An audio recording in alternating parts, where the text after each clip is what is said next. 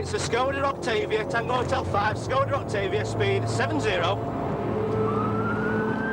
They've stolen it from the owner of a house they broke into. Yes, we're going towards Blackstone. They're heading for home, taking big risks, trying to make PC Scothen give up and stop. The police car PC Scothen is in is unmarked, a high-speed Volvo used by traffic cops to hunt down car thieves. Its top speed is 150 miles an hour, usually more than a match for a Skoda. But this lot are desperate, wanted for a string of similar burglaries and car thefts. Chases like this raise questions about who is in control, the traffic cops or the criminals. The thing that we mainly say is that we are in charge of a pursuit, and if a pursuit gets dangerous, we're trained to call it off. And obviously, things do happen in pursuits. They are an extremely dangerous situation to be in. Leadless road. PC Scothen is losing touch. Not because he's a slower driver. This is no ordinary Skoda. Even though it's a Skoda, it's quite a fast motor car, really. It's equipped with an Audi TT engine in, and it's their rally sport version, so we're travelling at exceptional speeds for the road conditions. Still lights out, speed 80. And he's braking, we're left. There are 3 men in the car. Their criminal track record means they have little to lose. Yes, they've got 3 occupants. At these speeds, the chances of a serious accident are great. It's too late to let the gang simply drive away, and there's no time to think of the consequences. We are parked. We are Prince of Wales Road, Intercity.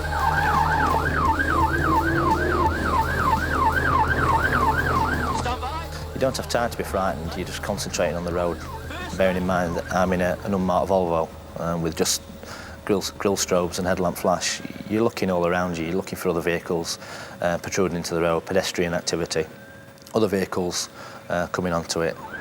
And it's a left towards Manor Park Centre. PC Scothen is on his own, having to chase and talk at the same time. His bosses need to know what he's up to. I was single crewed at this point, so we're having to drive and conduct the pursuit and try and put specific resources into certain areas. Can you get me some beat cars towards Wyburn House Road? If he goes off-road, obviously I can't follow him. Scothen's worry is that the Skoda is heading for some nearby open fields, which will favour the rallying Skoda and surely damage the police Volvo. He's entering an area here called Sky Edge Fields. Basically took a quick decision to, when he went onto the fields, to follow him, based on the amount of crime that's committed and the importance it was of trying to catch this offender. I had a good view onto the field, could see there was nobody on it, so I made the decision to follow him across the field. We're onto fields. The burglars have now gained an upper hand. They can race ahead, while PC Scothen considers the damage this part of the chase might do to his car. He's in a stolen vehicle and I'm in a vehicle that's owned by the South Yorkshire Police. He's driven down it and he's not bothered whether he damages a vehicle or not. If we're chasing a £50 Vauxhall Astra, for example, we're not going to risk the public's life and my life and the driver of the Astra's life just for the sake of an old car.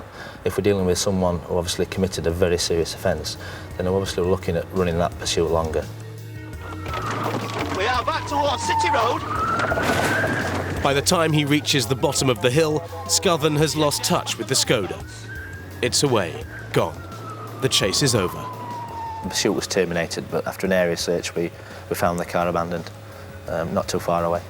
And when they do get away, it's very disappointing. You've worked hard there to an attempt to catch someone who was probably committed at that point nearly £400,000 worth of house burglaries with vehicles. But at the end of the day, there was nobody hurt, there was no damage caused to any of the vehicles, and we're in a position where we had another chance to catch him another time. In South Yorkshire, there's always another time. Scothen is part of a unit of only 100 police officers who patrol this part of Britain.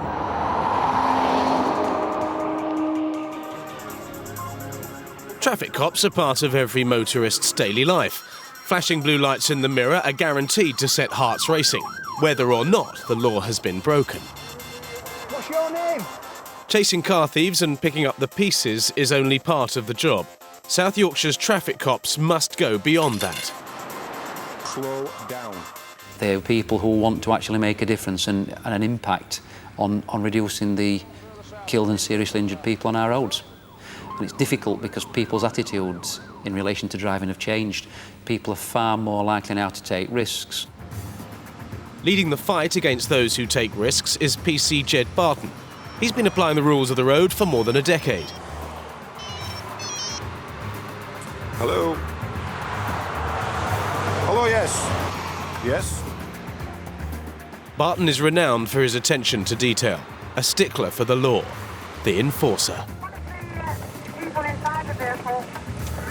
With him, it's not just a case of watch out, he's behind you.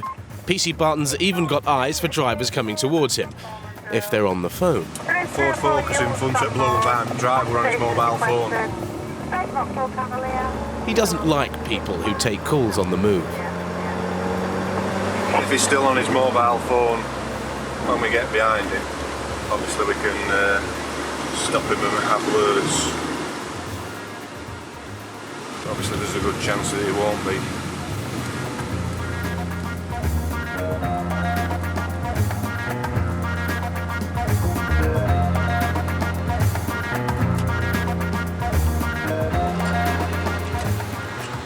Everybody's got a mobile phone. Again, as the legislation stands at the moment, you shouldn't drive and answer your mobile phone. When you were travelling in the opposite direction to myself, coming up Chapeltown Road from Chapeltown, you were actually on your mobile phone. Could you just join me in my car 2 moments, please? Oh, sorry, you could sit in the front, please. It isn't yet an offence to use a mobile phone whilst driving. That's coming soon.